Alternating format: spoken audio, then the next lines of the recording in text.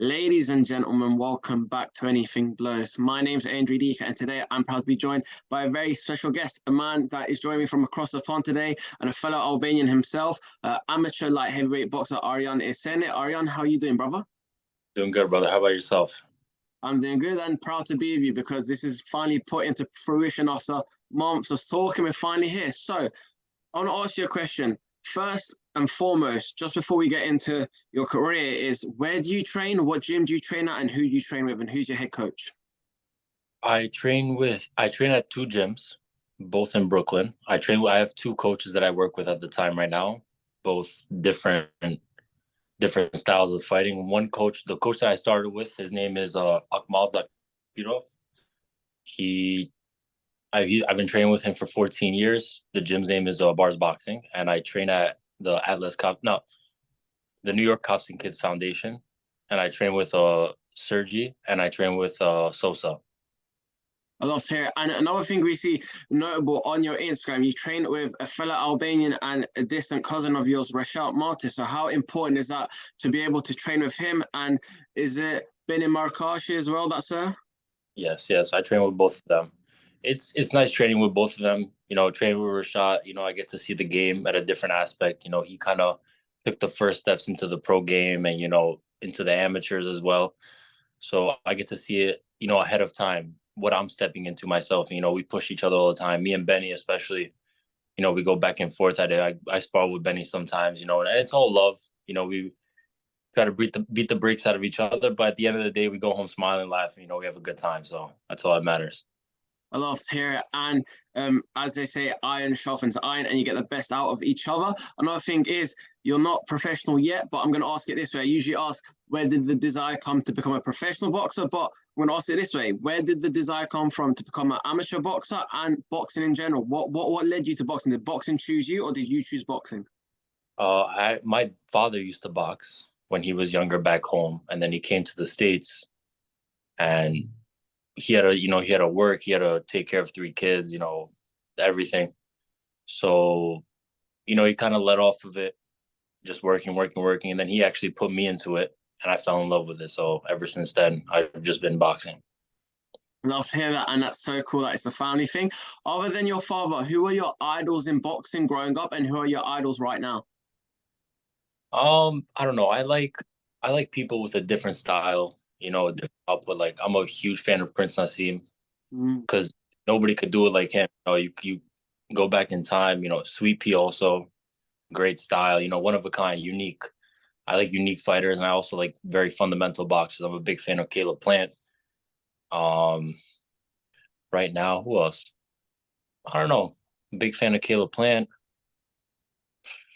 Not really a huge fan of anybody else, but I just like Caleb Plant's, persona style. He has that, he talks and he walks it too. He when he says he's gonna get in the ring and do his job, he does the job. Even though his last two fights didn't come out in Yeah. his face, but he did what he had to do in those fights. He got his respect. That's what's most important. Oh, fair. And Caleb Plant is a legend because I love how he carries himself in a sense that not only in the ring, but he's one of your old school traditional fighters, like Michael Bisping. Michael did talk a little bit, but like a Donald Cerrone, Michael Bisping, Dustin Poirier, where it's all talk and everything's done in the ring. So it's no trash talk, and it's an old school method. And I just love it. You can correct me on the opponent's name because it's just bypassed my head right now. But the last one he talked about when the guy said, "Oh, I'll never let a white boy beat me," and then he ended up showing him, and he knocked him out badly, and then dug the grave. So that was great. And as Caleb Plant said, one famous quote that sticks out to me is, "Skin color doesn't win fights." So that's what I love about Caleb Plant. It's the way he carries himself and commends himself not only in the boxing ring but outside of the boxing ring. Another thing I wanted to talk about you there. You're an amateur fighter, and you mentioned Rashad slightly earlier. How good is that to be on the sidelines to know that you're taking your time, and when the time comes, you've seen others around you point into fruition. So how important is that for yourself? It's very important in the game of boxing because I see a lot of people that are very lucky with their managers and their promotions, and I see some people that are very unlucky. Don't have the best of luck. With finding fights or getting being the B side when they should be the A side, and that it's a lot. It plays a big part in the sport. You want to be the A side. You want to be the respected fighter. You want to be respected in general. Going to the ring, press conference, this, that, getting paid. So, it's good to see first person, because I train with a lot of pros and I see first person. We always talk about it, it's not nothing personal, we're all good friends, very close team. So it's always good to see firsthand, how everyone else deals with it, what there is to do about it, So when my time comes, I'm ready for ready for whatever happens. I love to hear it. And are you one of those fighters that, and I'll ask about your amateur record in a moment, but are you one of those fighters that prefer the Lomachenko's or Usyks, those hundreds of fights and winning all the titles and getting all the experience in the amateurs before you go to the pros? Or are you someone that prefers to have limited experience, or do you believe it depends on the individual? That I feel like the Lomas and the Usyks, they're good, very good fundamental boxers. They box beautifully. It's nice to watch them. You enjoy watching them fight. But then at the same time, they have a career that only lasts 5-6 years, as a pro. They end up leaving with like 20 fights. So if they can make those big money fights, before heading out, is great. But then there's other guys that we don't even know their names to, and they're just like them. And they never got that spotlight and they never got that paycheck. So it's always good to, I feel like, not too early, but not too late either. There's a perfect time for everybody. I just feel like experience plays a big part. I've been to at least 5 international tournaments. I fought with, when I was on Team USA, I fought in the Continental Championship, so North America, South America, Canada. Now I'm getting some experience with European fighters. At the Worlds, I got some different looks over there. So, I feel like my time's coming soon. I feel like little by little it'll play out. I'm getting to see all these different styles, and it's definitely improving my game better than when I only fought in the States. I love to hear it. And just before we move on to your career as an amateur, I want to ask you something different that I haven't been able to ask before. What do you think is the biggest difference in the States compared to the UK and Europe in terms of not only the amateur scene, but the pro scene? You mentioned it there, the A side, the fights, because in the UK, I feel a majority of fighters are pushed a lot quicker, and a lot of States fighters or American fighters usually stay in their region, usually stay over that side of the pond before they come over here. Majority of the fighters that fight for world titles, whether it be British fighters or European, we always have to go over to America. So talk a little bit about the difference between the States and the UK, and what do you see as the biggest difference in how it's run? Well, it really all depends on your promotion. You know what I mean? If we're talking about the pro aspect, it really depends on your promotion. Because I'm pretty sure Rashad fought overseas twice. He fought in Manchester, and I think it was once or twice. But he's been over the pond. He's fought over there. He's dealt with time different.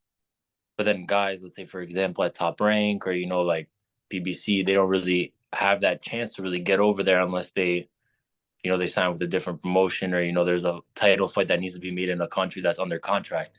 So it plays a big part, but at the same time, it's just a fight's a fight. You know what I mean? No matter no matter where you are, altitude, time zone, you got to get in, you got to fight, no matter what it is. And you mentioned that there, just recall to mind, Manchester's the first place he fought in the UK, and then he fought in Milan 2 years ago, I believe it was. One thing I want to say there, it is very true, because as of recently, the only title fights is when we see co-promotions, Top Rank and Queensberry. You've seen Anthony Artur Beterbiev and a lot of Tyson Fury fights most recently being co-promoted. So that's a difference. But the next one that's going to be a big one is Artur Beterbiev and Callum Smith, but that's in Canada. But still Top Rank, but just in a different nation. So now heading on to yourself, Arjan, what is your amateur record and what are your amateur achievements? Amateur record? I don't have an exact number. I know I have around 100, 110 fights as an amateur boxer. I have like 50 kickboxing fights. If I were to give you an estimate, I'd say like 80 and 20. Could be 5 more, could be 5 down. I don't really have the exact number. I don't really count. I don't worry about wins and losses. I just go try to do my job. And I'm a 5-time national champion in the States. 13-time New York champion. Continental Championship silver medalist, Balkan bronze medalist. I love to hear. And how does it feel representing the States and North Macedonia? And talk a little bit about the two, and when you got the call up for USA and the call up for North Macedonia.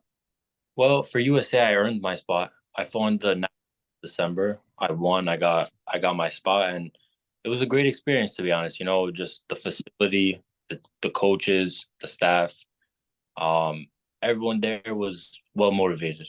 Everyone wanted to win. Nobody was there to come in second or third. Everyone wanted to be first. So having all winners around you is a great feeling. Everyone that want to win, working with Olympians, with world champions, with people people that just wanted to win. They didn't care what they had to do to win, no matter what training it took. We were training 3 times a day, waking up 6 a.m., another training at 11, another training at 4, 5 days a week. Our Sunday was our day off, but we still had to get a little run in or something. We still had they didn't let us, off the gas. We were always working, and it was a great facility. Macedonia, though, it's also a great experience, to be honest. Being overseas, traveling, a lot of respect there. The people respect me and they appreciate what I'm doing, and they're all hoping for a medal. So hopefully this tournament coming up, I can grab them a nice medal and hopefully qualify for the Olympics in February. I love to hear it. And just before I move on to that, a few questions I want to ask you. The last two tournaments we recently saw you in was Uzbekistan and then in Bulgaria. Break those two down. In Uzbekistan, I fought in the World Championships. I won my first fight against Paraguay, and then I ended up fighting Russia, the first seed of the tournament. And I think I got the best of it, but at the time I wasn't really familiar with the amateur boxing as it is in Europe and overseas. So I feel like in America, I would have won that fight. Overseas, it could have been both ways, but still, from what I saw, and I'm not really a biased fighter. If I lose a fight, I lose a fight. I understand. I'm not gonna go cry about it. I'm not gonna be upset about it. Everything happens for a reason. So, but watching the fight over and over again, I think I got the best of him. But it is what it is. Just another lesson. And in Bulgaria, I won my first fight against Moldova, and then I fought Bulgaria in Bulgaria. So yeah, we're gonna see what happened there. Little politics could have been. It was a good fight too. The kid was tough. I can't take that away from him. He was a tough fighter. He had heart. He didn't step back. But once again, I felt like I did enough to take that fight. But it is what it is. I'm just gonna keep going forward. I'm not worried too much about the past. The only thing I could do with it is learn from it and bring on the experience that I took from there onto the next one. And how was your time in Bulgaria? And you can reminisce and you can talk about it and catch me up on it, because I didn't see it after you unfortunately lost. But who ended up winning that tournament? What nation? Bulgaria actually did win. No surprise. But was it a decision or was it a finish? It was a decision. We can see that without getting too political and talking on that end. But watching your fight, my side, and I'm seeing this, and we'll understand as Albanians, but Kosovo scored it for you. Every other nation scored it the other side. And look, it's not to be disrespectful. I've had it here in the UK where British fighters have gone over to Ireland, they've gone over to Wales, and they've lost to their respective nations, especially in the finals, because if a final is in someone's nation, it's like it in the pros. For example, we saw Jorge Linares come over here against Jack Catterall. It was a more even fight. It played out better. It wasn't like a robbery. But again, when you come over to someone else's hometown, the majority of the time you're going to expect them to win, especially by decision. So do you feel like in those moments, because I believe you won. So two things I want to talk about here. I believe there were one knockdown at least, if not two knockdowns in that fight. And how do you find it like that? Because you're going to away territory, you're fighting the home nation. Via decision, even if you've beat them throughout the 5 rounds or throughout the 3 rounds, should I say, and there's 5 judges scoring it, you've got more than likely knock the person out in order to get a result, because they're going to do everything to favor them. So breaking that down into two, what do you think about the knockdowns? And do you think it's fair how they're scoring it out there when you're going to someone else's backyard? That for the knockdowns, I know the second round, it looked like I had 2 knockdowns. The first one was a slip. He tripped over my foot, and I wasn't upset about that. I stepped back, I gave him a space, let him get up, and went back to it. But the second one, I think it was a knockdown. Should have been scored a knockdown. It was a clean punch. He went down. There was no pushing, no shoving, no tripping of the feet. And because I know if it happened to me, it would have been a knockdown. So I don't have said that it's not the other way. And it is what it is. But once again, there's nothing to do about it. Just another day. You got to get used to stuff like that. And Because if you stress too much about that, then it gets in your head during the fight, and then you kind of throw yourself off balance. So I gotta keep that composure while I'm in there and keep the same game plan. I love hearing, because that's what I can see of you. You fight very tactically and stylistically, and you don't fight with emotion because you recompose yourself straight away. One thing, just before going on to that, how do you deal with losses, especially when it's not in your hometown, when it's not in America, where you can go back and get some food or go straight home, when you're in a foreign nation and you're still there for a few days? How do you deal with losses, and how do you deal with that sinking into your head? Well, the first thing I gotta do is call my mom. She gets a little stressed out. She don't watch my fights. She don't like watching me fight, so I gotta call her, let her know I'm okay. Then day goes on. I just hope I wake up the next morning. Win or loss, whatever it is, God made it that way. I can't put that against him. He wanted me to win that night. He would have let me win. He wanted me to lose. It is what it is. Just could be a stepping stone. Could have been to make me a better fighter. So I don't really I don't really get emotional after the fights either. I just try to take it on as a lesson, watch the fight a couple of times, see what I could have worked on to make it a more clear decision, and then just go on. I love to hear that, and that hits the heart, because just calling your mother, and I can understand, because so many other people, even mothers in general, they don't like to see their sons go to war, and not only go to war, but they don't like to see their sons fight at all. And there's the odds ones that do, like Leon Edwards. His mum, but other mums don't want anything to do with that, and they don't want to see their baby boy get hurt. So another thing I want to say there, you talked about the Olympics for North Macedonia. How important is that for you to qualify and represent our nation and your nation out there? Well, it's always been a dream of mine, no matter, because I wanted to be the first Albanian to do it for Team USA, and things didn't go as planned, so I had to pick my own route. And to be honest, I feel better representing my people, because these are the people that really, this is where my parents grew up. This is where I go on vacation in the summer, where my family lives. So, Team USA is nice and all, but these people are really who I am.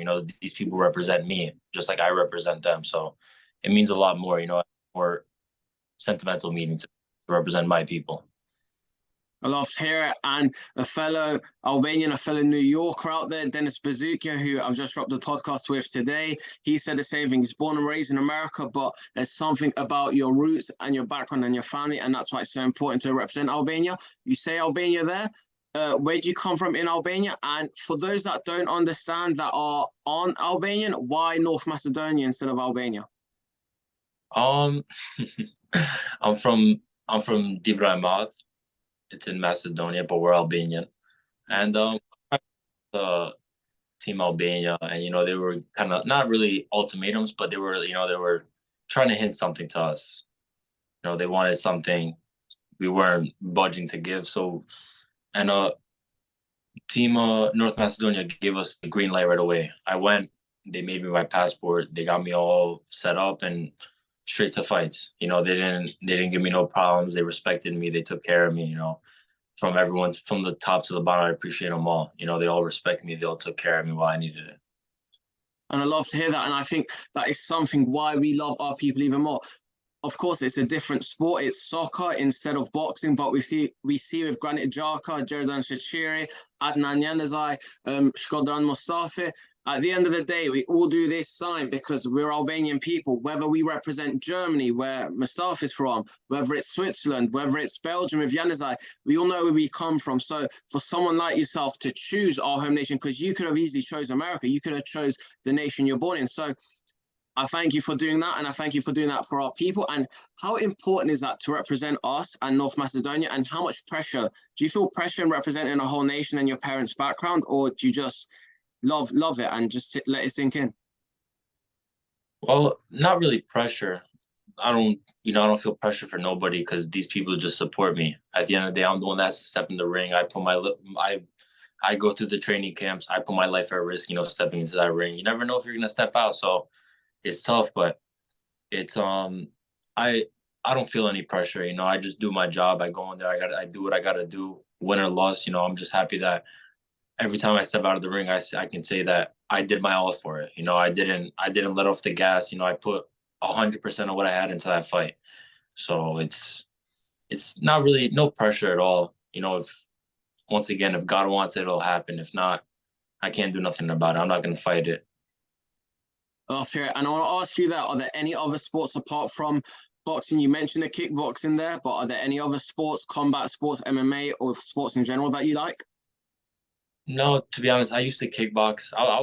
I actually won a silver medal in the World Championships as a youth in kickboxing. I fought in Italy, and I won a silver medal out there. But I don't know. It's just boxing is more like the sweet science. It's more, how do I explain it? It's more technical. You got to be more of a thinker to box. Kickboxing, it's all who's the stronger guy, pretty much. You know what I mean? Who could take the most and who can give the most after. So it doesn't really, not that it's, I don't know, more so that because boxing is more of a thinking game than it is more physical. Not saying you don't have to, but you definitely need to use your brain a little bit more in boxing. Fight IQ, and you say that fight IQ. One of my favorite fighters, and one of the fighters that I've recently been watching. So one of my favorite fighters. Talk a little bit about Vidal Riley, one of the best fighters right now in the UK, English cruiserweight champion. Amazing fight IQ. Someone that can technically move in the ring, but also thinks with his mind. Talk about Vidal Riley, and Vidal Riley came over to your gym for several weeks, if not months. Yeah, we got a little work in with him. Great guy, very respectful. No bad words for him. All love for him. Very nice guy, and he was great work. We were getting work in. He ended up going back, so it wasn't really too much work, but we got some solid rounds in. Very very appreciative of him for giving me that opportunity to work with him. I love to hear it. Obviously, one step at a time, but when can fans and when can we expect to see you make your professional debut? Well, as of right now, the only thing on my mind is being an Olympian. So, and after that, I don't feel the need to stay to be an amateur anymore. I could have a change of heart. We'll never know yet. Time will tell. But what I'm expecting is if I qualify for the Olympics, after the Olympics, if not, then I'll have to see my options next year. But most likely next year. I love to hear it. And I want to ask you, someone as yourself, as an amateur, someone that spent majority of their life in the gym and is grinding every day, and everyone has a different opinion on it. What do you think of influencer boxing and misfits, and what do you think about Tommy and KSI and all of these guys getting into the mix? I think it's good and bad for the sport. Not bad, but it makes us real boxers. It makes us real boxers not look like this is all something tough. Anybody could do it, but in reality, this is one of the toughest sports. This is any martial arts, any sport of martial arts. It's tough. It's not easy. Jake Paul. He has a nutritionist. He has boxing coaches. He works with the best. He has the money to fund those things. So of course, it's not as hard for him when you have the funds and you have the people around you. Bring you to that level to be fight 6 rounds and fight someone not really of a boxing pedigree. Nate Diaz. He wasn't really known for his boxing. Who else? Anderson. Anderson Silva. He was a good striker, but that's UFC striking and boxing. It's two different levels. Tyrone Woodley. He was never known for his striking. He was a wrestler. So I don't see a problem with it as long as they're putting respect in the name in the sport of boxing. As long as they really respect what it is, I don't mind it. But for Tyson Fury, I feel like it's kind of a little throw around. I feel like he should be going and getting that Usyk fight and really unifying. Really by Jim, because I feel like that fight defines his career. That's the fight that will define him. I feel like he's top 3 heavyweights of all time in my eye. I've never seen a heavyweight that can move and box like him for 12 rounds. And he does it in such a style that he looks unbothered. He looks like he's having fun in the ring. That's what I enjoy. So, I don't know. I feel like he should have took the Usyk fight, but, a paycheck's a paycheck. They're definitely going to be making a lot of money, so good for them. I'm happy for both of them. I hope, nobody gets hurt too bad, but that's just, my personal opinion. And who do you see winning that fight? I'm going to break it down into two. Obviously, I think there's a clear answer for the first one, but Fury and Ngannou, and then Usyk and Fury. Who do you see winning those? Fury for both. Mm. If this is Ngannou lands a lucky punch, which could happen. You know, it's heavyweight boxing. Everyone says you never know what kind of boxing, but you really never know what could happen in heavyweight boxing. It's a whole different ball. One punch power from him it's devastating. You know, just like a Deontay Wilder, it's tough. But I feel like if he's on the skates, you know, if he's moving out, I don't think you should have a problem with him. He'll probably end up getting tired, and Tyson Fury will go for the finish. But the Usyk fight, I feel like he's too big. Tyson. One good thing about Tyson Fury is he knows how to use his body weight. He knows how to use his size and mass. So as all the fighters were trying to box with Usyk, I feel like Tyson Fury is going to put his weight on him, tire him out little by little. You know what I mean? Stay on the move, because if you let a fighter that loves to stay in one spot, you're fighting his game. You know, Anthony Joshua kind of let that go. You know, he was kind of standing right in front of him, and that's kind of his best point of the fight. You know, you want to make it dirty with somebody that's smaller, that's not really naturally a heavyweight. And I want to ask you there, you mentioned Anthony Joshua. So two questions here. How do the American fans perceive Tyson Fury and Anthony Joshua? And were you there when Andy Ruiz defeated Anthony Joshua in New York, in Madison Square Garden? I feel like a lot of people agree with me on the Tyson Fury. A lot of people think that Anthony Joshua fell off here in the States. I feel like, you know, he wasn't the same since the Klitschko fight, especially after the Andy Ruiz fight. He changed his style. Nothing against it. You know, if you want to box, you got to box. But he was really known for putting people out. And I feel like that's when we saw the best of him, you know, when he was really eager. You know, he was a fighter. And, you know, being a guy his size, you know, all mass, it's a gift. I feel like he should have used that gift a little more, just to, you know, because he could have got away with it in some fights, but it is what it is. And I was not there at the Andy Ruiz fight, but it was a sick fight.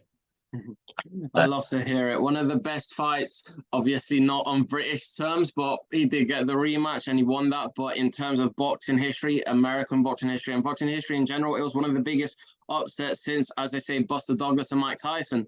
Another thing I want to ask you there, what do you think about the heavyweight scene in America, and what do you think about Deontay Wilder? Because in terms of Tyson Fury, in my personal opinion, I see this Ngannou fight, I see a Usyk fight, and I see a Joshua fight.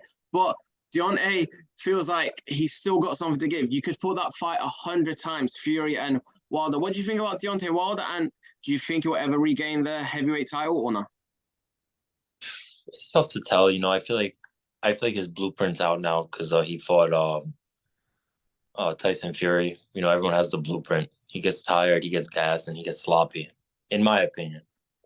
And nothing against him, you know, for what he's done till now. Great boxer, great puncher. You know, that one punch knockout is nothing to be joking about. But I feel like Tyson Fury won all 3 fights. They had 3 fights, right? Yeah. The first one was a draw, but technically, in my eyes as well, because of the 2 knockdowns that saved him, and it being in America, I think Tyson won all 3. I think he won all 3 fights. I just wanted to make sure, because I didn't know if it was 2 or 3, but yeah, all 3 fights. I don't think he deserves to get. He deserves another rematch. You know. But against somebody else, against a Joshua, or I'm pretty sure they were in talks with Andy Ruiz. You know, they were going back and forth on social media. Yeah. I don't mind those fights, but it'd have to be an eliminator to get to Tyson Fury. I don't think you should just get a direct shot at the titles again. And so they're rumored to have Fury versus Usyk December 23rd in Saudi, and the undercard is Deontay Wilder, Anthony Joshua. Who wins that fight? Deontay Wilder and Anthony Joshua. That's a tough one. Very tough fight to call, to be honest. They're both good in their own ways. It really depends who's the better man, who wakes up in the better mood that day. You know, it's tough. It's 50-50 for me. I love to hear it. And I want to ask you a question here. It's a little bit of a unique one. We saw Terence Crawford and Errol Spence Jr. I want to get your opinion on that, because that was one of the greatest fights in recent history. And in the sense that one of the closest 50-50s, I'm grateful that boxing have done that this year, putting on Garcia and Tank. They've put on Lomachenko and Haney, and now they've done this. But I want to ask you there, what was your opinion on that fight? And the second question I want to ask you, if you could ever choose a singer slash songwriter slash rapper to walk you out for your world title fight, who are you picking to walk you to the ring? So for the first question, I was devastated. I was really rooting for Errol Spence. When Errol Spence lost, I felt like someone in my family lost, like one of my boys lost. You know what I mean? Just I don't know, man. It was, great fight from Terrence Crawford. Respect to him. He did his thing, but it was heartbreaking to see Errol Spence go out like that. But he still got it in him. I feel like 147 is too small for him now. He's a big guy. He's filled out, So if they go up to 54, I feel like it'd be a different outcome. And it really depends. But it sucked to watch that fight. I was watching with my eyes closed. I was covering my eyes. But it is what it is. It's boxing. Hopefully he bounces back and does his thing next time. And also for the walkout, definitely got to be one of the multi-R boys. It got to be Noisy or Eli. So that's one day, hopefully in the future, we can make that happen. But that's who I want. 100% Noisy walking out, and hopefully you headline back home in Dieber. That would be amazing. Dieber they have a stadium, don't they? I think Tetov I know has a stadium. Skop has a stadium. Dieber should have one, or not? They don't have one, no. They don't have one, because I'm thinking off the football teams here. So yeah, but yeah, well, soccer teams. So another thing you mentioned there, Albanians, and talk about Albanian boxing. It's on the rise like never before. Giulio Renoze, Naraldo Umer in the UK, Florian Marku out there in the States, Benny Merkashi. What's the heavyweight that Dennis always posts that's got like 150k followers? Christian Prenga. You have so many other Albanians, not only in boxing, but in MMA. Rashad Mate, of course. Dennis Bazooka now taking over the scene in MMA, who's going to be fighting 16 days' time in NYC in MSG.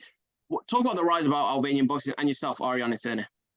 I'm just proud for everyone. I'm not no hater. I love seeing my people win. I have nothing against it. If someone's doing better than me, I hope they all do good. I hope we all can step up together and get to the top of boxing or MMA or whatever sport it is. I don't see it as competition. I don't want to be, I'm the most known Albanian boxer, the best. I want us all to win. We're all here for the same reason. We all want to be great. We all want to be remembered one day. We all want to be respected by our people. Put in that, for other people to respect us too. So I'm happy for all of them. I wish Dennis good luck. I think he's going to take care of business at the time with a full camp. It wasn't a tough one last time, but what was it, 3 days notice? Yeah, 3 days notice, 4 days notice, 23 pounds, crazy. It's tough. God bless him for doing that. Even thinking about taking the opportunity is tough. But actually going through with it, Dennis is a warrior at heart. So I don't see him having a problem. His upcoming fight in MSG, I think he should take care of business this time. And to all my other guys, Christian Prenga, a cool dude, mad respect for him, all love for him. Rashad and Benny, those are like my brothers, I'm with them every day, 2 times a day, training with them all the time. So, we kind of grew a bond. More than brothers is an understatement. I wish there was another word to explain it, but yeah, all these other guys, respect to them. I wish them all the best, but we just got to keep doing what we're doing. We're all winning right now. Everyone's doing good. Thank God. So I hope it stays that way. And as you said there with Dennis, just reminiscing on MMA, Armando Jetia, Vilsen Derjone, Lenny Rofati, Ilir Latifi, Ramiz Brahimai. What Dennis has done is, because he definitely didn't have to do it, he could have waited, but he's put his name down as a 3rd ever Albanian, joining Ilir and Ramiz on that list. Penultimate question I have for you, brother, is what is your one motivational message to the world, whether it be boxing, whether it be kickboxing, whether it be combat sports, whatever their passion and desire is in this world, to block out the outside noise, block out the haters, block out the negativity, and for fans to follow and pursue their dreams? Don't let off the gas. Once you got to stay on the gas, no matter what it is, no matter how tired you is. No, you wake up early and you don't want to do it. I feel like those workouts that you don't want to do always end up being the best workouts. Those mean more in the long run. You got to always be on the gas. You got to stay motivated. No matter how unmotivated you are, you still got to get in the gym and do what you got to do. So don't let your foot off the gas. That's it. I love to hear it, Arjan. Just for I let you go, my brother, thank you so much for making America proud, New York proud, North Macedonia proud, dear brother mother proud, every single Albanian in the world proud. What is your message to your worldwide fans and to your Albanian fans that continue to support you and North Macedonian fans?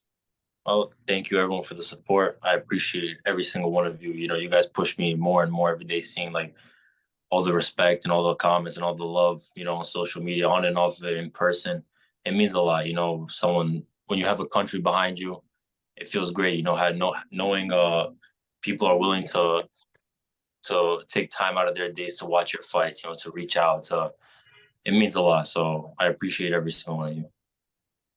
Subscribe to Anything Blows. Love to hear it, ladies and gentlemen. A future world champion right in front of me, Arjan Iseni. Thank you, brother.